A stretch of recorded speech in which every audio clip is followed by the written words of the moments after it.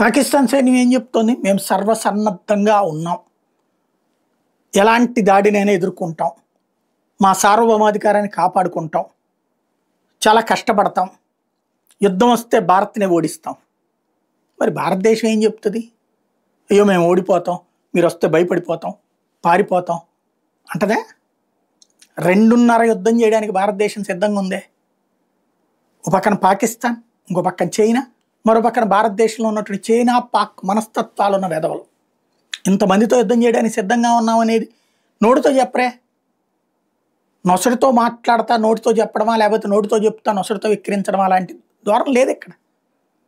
పాకిస్తాన్ సైన్యానికి ఒక పక్కన భయం పుడుతోంది, ఏం చెప్పాలో అర్థం కావట్లేదు. సైనికాధికారులు ఏమంటారు? ఆ దాడి మాకు సంబంధం లేదంటారు. అదే సందర్భంలో దీని పర్యవసానాలకు మేము సిద్ధంగా ఉన్నామంటారు. అంటే అర్థం ఏంటి? వాస్తవానికి వాళ్ళ సైనికాధికారే ఈ పని చేశాడు, వాళ్ళ సైనిక చీఫే ఈ పని చేశాడు, కాకపోతే అతనికి సైన్యంలో పెద్దగా మద్దతు లేదు. కానీ తనని తాను ప్రూవ్ చేసుకోవడానికి బంగ్లాదేశ్ ట్రైన్ విషయంలో ఫెయిల్యూర్, దానికి కారణమైంది బెలూచ్ రెబల్స్, వాళ్ళకి సపోర్ట్ చేస్తుంది భారత్ అనేటటువంటిది అతని ఫీలింగ్. మేబీ అయ్యి ఉండొచ్చును. అందుకోసం అక్కడ ప్రయాణికులను ఎవరిని చంపలా, కేవలం పాకిస్తాన్ సైనిక అధికారులు, ఐఎస్ఐ అధికారులనే చంపింది. ఇక్కడ ప్రయాణికుల్ని చంపారు. ఇది ఎలా జరిగింది?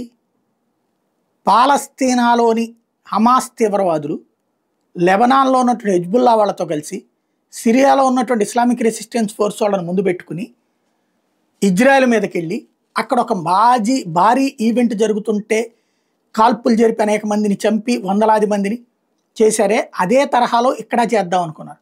కనీసం 2,000 మందిని టార్గెట్ పెట్టుకున్నారు. కానీ మధ్యలో అక్కడ ఉన్నటువంటి పబ్లిక్ పారిపోవడం, ఇంకోటి వీళ్ళు 5-6 ఉండటం వర్కౌట్ కాల. వీళ్ళకి సహకరించింది లోకల్ వాళ్ళు ఉన్నారు, కానీ అందరూ సహకరించాల. కొంతమంది లోకల్ వాళ్ళు ఎదురు తిరిగి ప్రయాణికుల్ని కాపాడారు, కొంతమంది సహకరించిన వాళ్ళ కారణంగా ఆ మాత్రమైనా చనిపోయారు. కాబట్టి ఇదివరకటికి మళ్ళీ కంట్రోల్ లేదన్న విషయం అర్థమవుతుంది వాళ్ళకి. రాబోయేటటువంటి రోజుల్లో అందుకనే ఏదో ఒక అల్లకల్లోలం కాశ్మీర్లో జరిగి మళ్ళీ పాత రోజులు రావాలని వాళ్ళు కోరుకుంటారు. ఆ పరిస్థితి పోనీయకుండా చూడాలని భారత సైన్యం సిద్ధంగా ఉంటుంది.